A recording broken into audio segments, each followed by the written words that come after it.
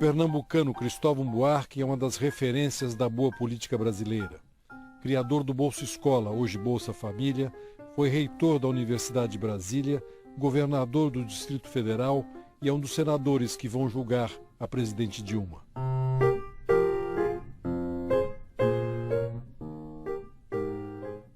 Senador, muito obrigado. Nós estamos aqui no plenário do Senado, onde mais uma vez a história vai passar por esses dias, né? Eu conversei com muitos senadores, todos acham que os 41 votos para admitir o impeachment já está dado. Depois serão 180 dias de longa agonia. Como é que o senhor vê esse momento do Brasil? Primeiro, com uma grande angústia. Ontem, passeando aqui, eu perguntava aos senadores, onde foi que nós erramos? Primeiro, ao PT, onde foi que vocês erraram que chegamos a esse ponto? E depois a todos nós, onde é que erramos? Eu creio que erramos não fazendo as reformas que o Brasil precisa. Não fizemos a reforma política, não fizemos a reforma social para sair da assistência à transformação social. Não fizemos as reformas econômicas necessárias para retomar produtividade, trazer inovação para dentro da indústria. E nem fizemos as reformas necessárias para que a luta contra a inflação fosse algo intrínseco, forte, não apenas a lei da responsabilidade fiscal, mas mais que isso. Você tem que dar um impeachment no modelo. O impeachment que a gente vai dar, se sair, é o impeachment nesse modelo inteiro que a Dilma representa hoje. Além disso, aconteceram alguns fatos paralelos. Muita irresponsabilidade dela em 2014 para ganhar a eleição, tanto na política econômica das desonerações, quanto nas mentiras da campanha. Eu creio que duas figuras são responsáveis por isso. O Mantega, pelas irresponsabilidades econômicas, e o João Santana, pelas mentiras na campanha. O marketing, né? O marketing. Então, isso e a outra coisa, que é Lava Jato. Esse clima. Criou-se uma indignação popular que contaminou o Congresso. Veja que na votação na Câmara não se falou em crime. Na verdade, é que o crime não está tão estampado. O crime ainda é uma coisa que nem todos estão convencidos e nem o público está entendendo. Não é nem convencido, é entendendo.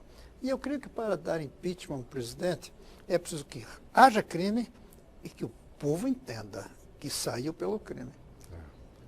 Não apenas uma questão política, né? Não pode ser uma questão apenas política, porque não temos o parlamentarismo. Nós não estamos substituindo um chefe de governo porque faltou confiança. A chamada voto de desconfiança. Nós não estamos fazendo um voto de desconfiança que o primeiro-ministro sai. Nós estamos fazendo um impeachment que interrompe o mandato. Isso exige muita responsabilidade. E voltando à sua pergunta, como é que a gente se sente? Aqui, eu creio que aqueles que têm um sentimento de história, do que é que vão dizer da gente, estão muito angustiados. Falando de história, senador, nós tivemos aqui na Velha República, no Império, grandes senadores, o Congresso como um todo, né? Eram pessoas conservadoras, mas letradas, né? O que houve com o Congresso agora? Eu fiz um livrinho analisando as atas dos 10 dias em que se discutiu aqui a Lei Áurea. Foi entre o dia 4 e o dia 13 de maio. E havia um nível elevado daquele Senado elitista, que o povo não entrava, não participava, nem votava. Mas havia cultura, havia sofisticação, até dos escravocratas. Eu creio que o que aconteceu aqui no Congresso é que nós fizemos uma coisa ótima, democratizamos. Porque um entra se tiver voto. Mas não educamos antes de democratizar. Aí se faz uma massificação em vez de uma democratização. Eu temo que isso esteja acontecendo em outras instituições, como a própria universidade. Fizemos uma coisa muito boa, nós democratizamos a entrada na universidade, mas não preparamos para que esses entrassem sem ter a formação necessária. Não demos educação de base aos que estão na universidade e não demos aos que estão no Congresso. Aí vimos esse horror que foi... Aí vimos esse horror que vem dessa falta de um refinamento educacional, até para sentir a história. Vota como se fosse uma coisa só daquele instante, sem um sentimento de história. No máximo, do filho, voto por meu filho. Ninguém diz voto pelas próximas gerações, salvo um ou outro. Eu creio que foi isso. Uma democratização sem educação leva a uma decadência massificada. O senhor é o senador da educação, a sua vida toda, o senhor tem lutado por isso, foi reitor da Universidade de Brasília. Como o Brasil sair disso, senador?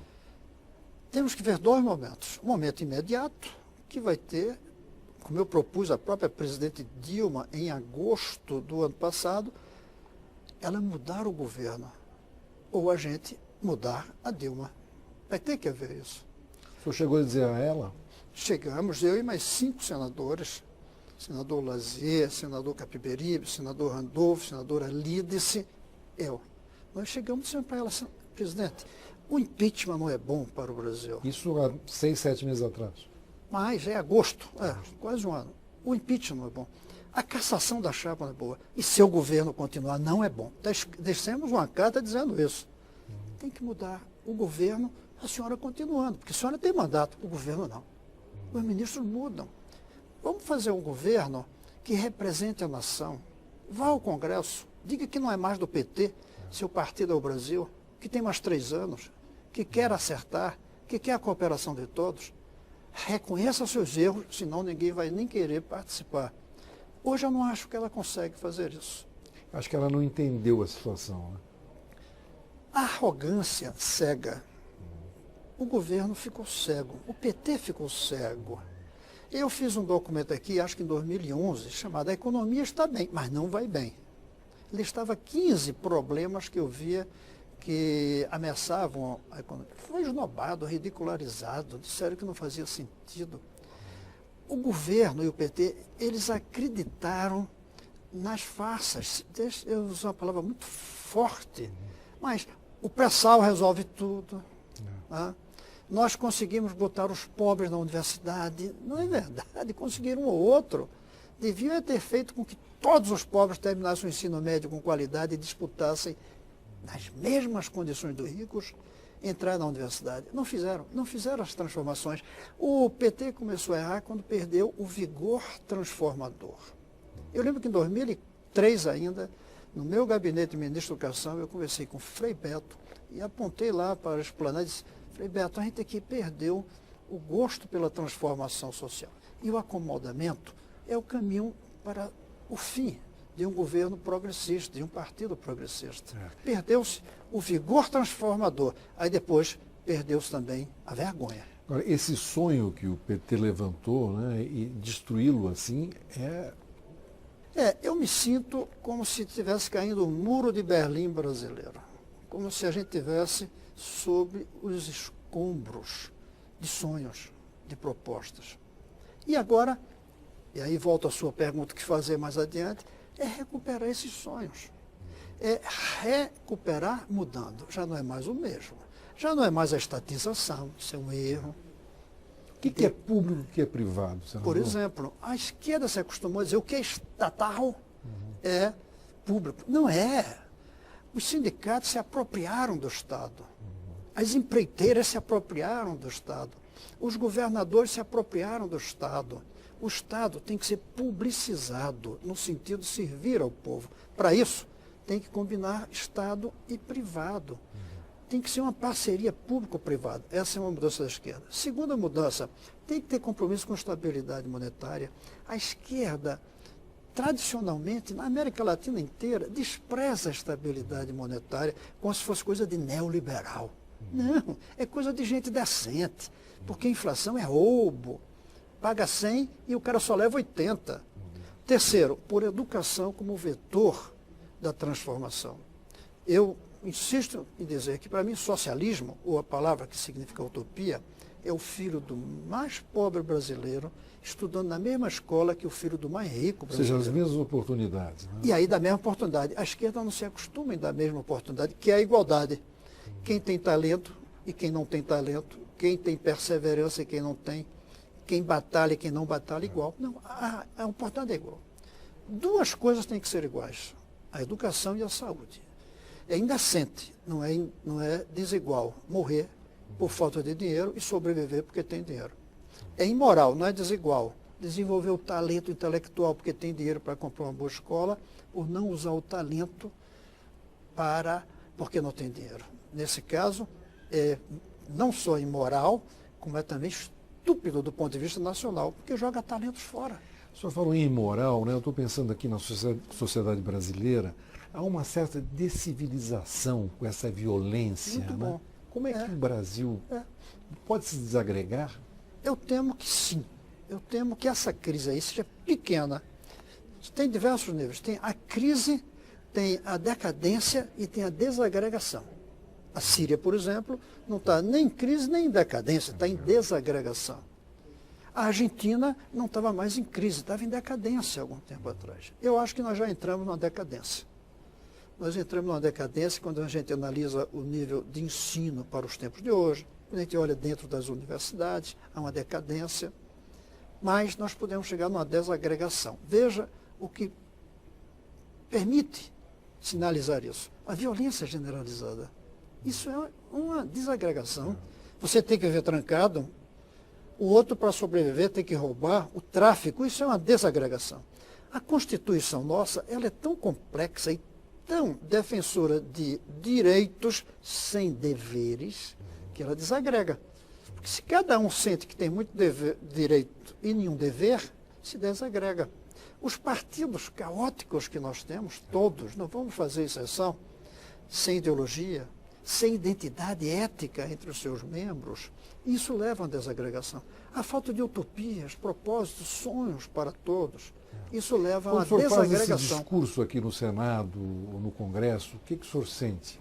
Eu sinto que não se ouve isso, porque nós entramos num fla-flu em que ninguém ouve porque não entende, porque cada um fala a sua língua. Hoje aqui dentro do Senado fala-se PTs e PSDBs.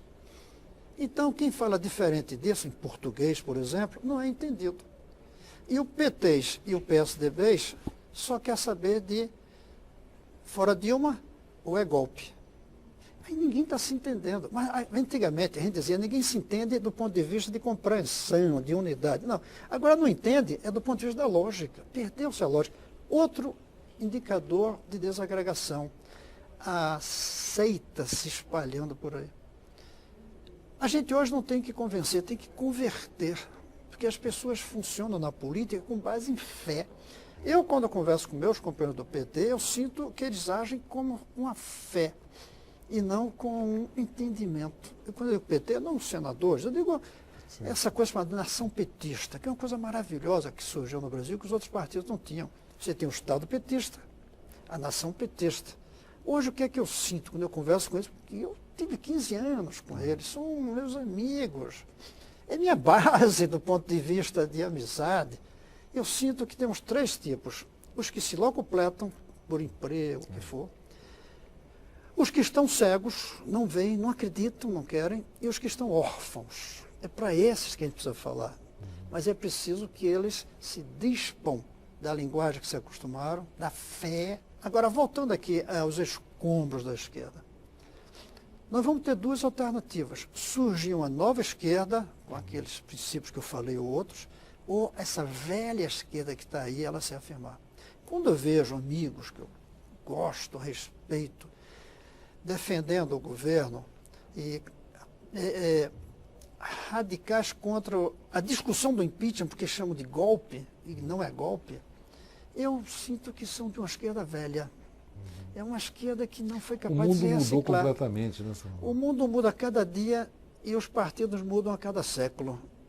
Aí ficam para trás. E a esquerda ficou para trás. Inclusive o nosso modelo econômico, né, baseado em indústrias que já estão completamente ultrapassadas, né? O mundo está na informática. O mundo está na informática. E o Brasil não tem condições de ter inovação, porque não teve educação. O Brasil ainda não entendeu que o principal recurso da economia é o cérebro, não o petróleo. O petróleo vai ficar relegado. Aliás, o petróleo só vira energia graças à inteligência dos engenheiros, dos geólogos, dos operários. Mas vai ficar obsoleto. A gente vai fazer engenharia para transformar o sol em energia, para transformar o vento em energia. É o conhecimento. E o Brasil só tem 20% terminando o ensino médio com qualidade. Veja o que eu estou dizendo. Uns 40 e pouco terminam, mas a maioria sem qualidade. Imagine, então, como se a gente descobrisse 100 poços de petróleo e tapasse 80. Seria um escândalo. Mas a gente joga fora da escola 80% dos nossos jovens e ninguém se escandaliza. Falta capacidade de escandalizar o Brasil com a falta de educação. No caso da escravidão, conseguiu-se escandalizar o Brasil com a escravidão. Mostrar que a escravidão impediu o progresso, quebrava direito e não era humano.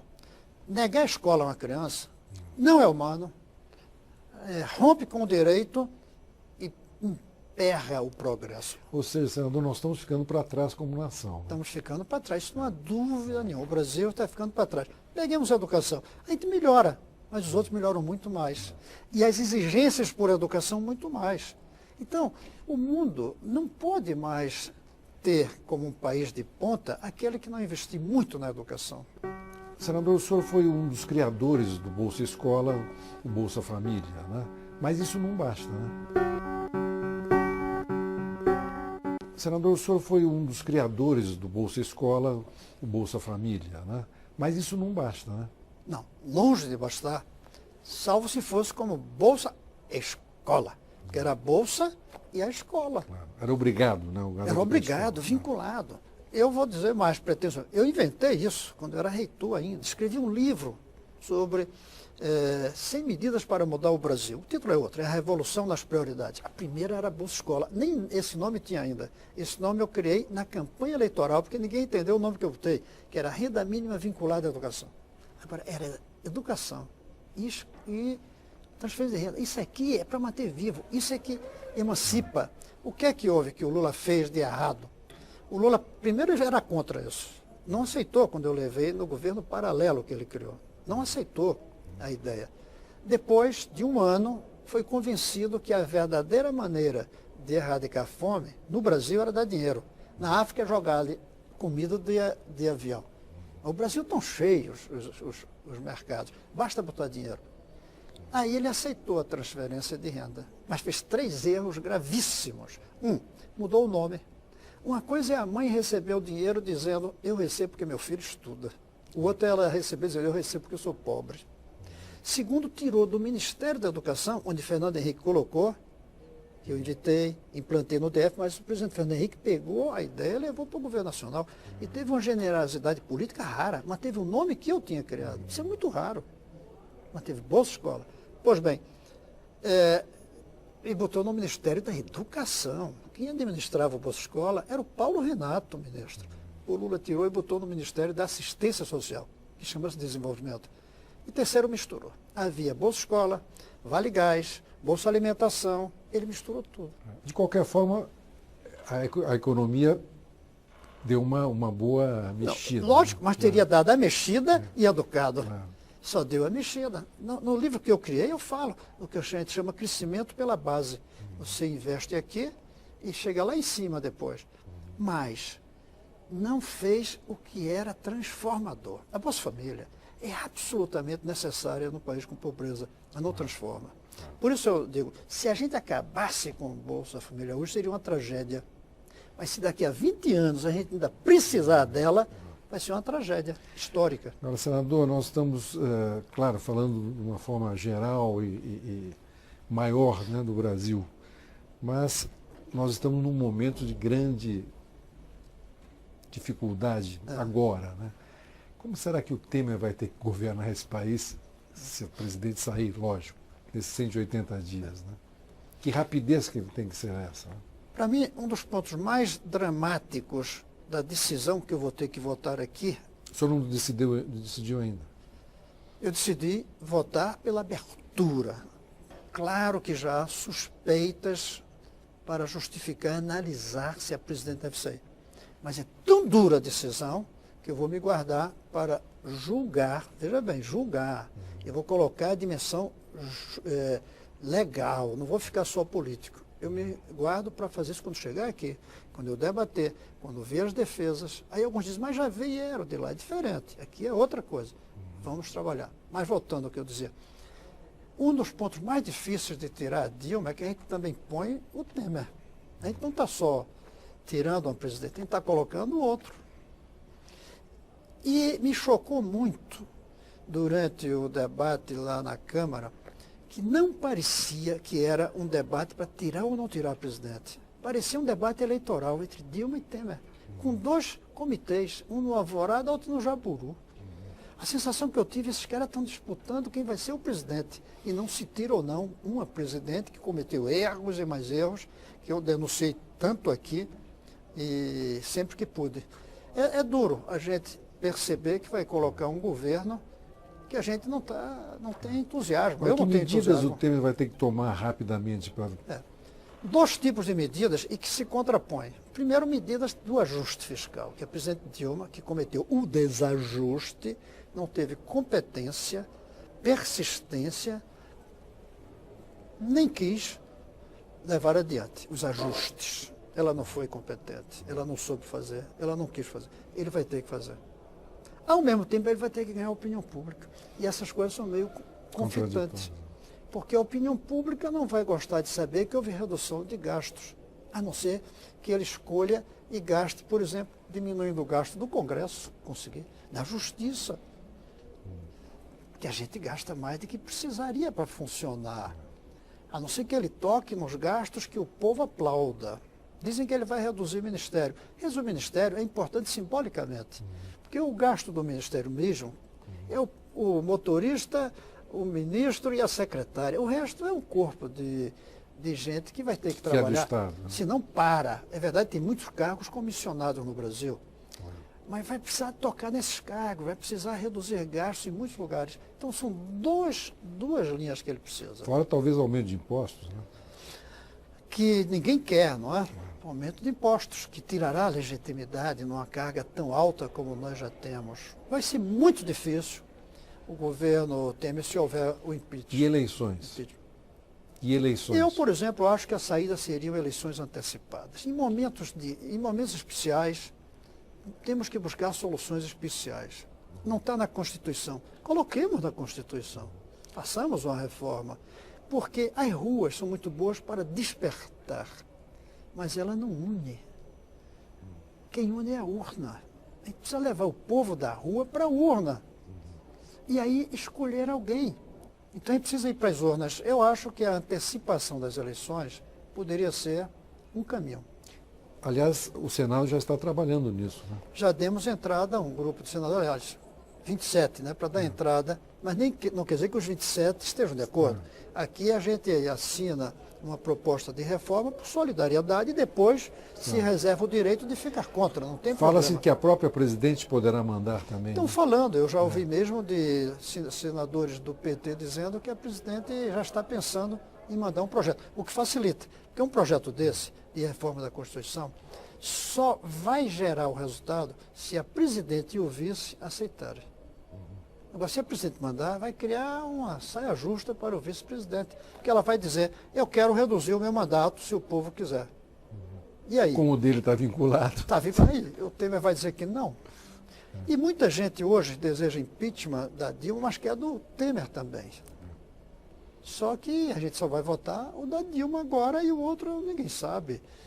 Apesar de que haja pedidos, mas a chance de vir aqui... O TSE pode ir para o ano que vem, quer dizer, o ano que vem será eleição indireta. Agora, falando nisso, eu sinto um constrangimento de votar aqui o impeachment quando o documento que veio da Câmara, enviando a abertura, autorizando o Senado a abrir o impeachment, veio assinado com a mesma assinatura de um cara que assina cheque de conta secreta na Suíça. É a mesma assinatura do Eduardo Cunha.